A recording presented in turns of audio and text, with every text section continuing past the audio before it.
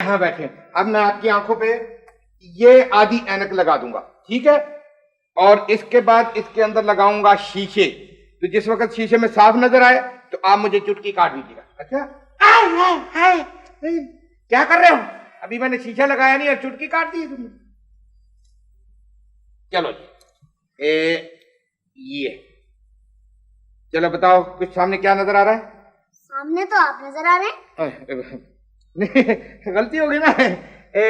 इधर ये वो सामने चार्ट नजर आ रहा है। चलो अब इसको पढ़ो। 4 सतरें नजर आ रही हैं। सतरें नजर आ रही है ना? तो बस ठीक है, फिर सतरों वाली ऐनक लगा देते।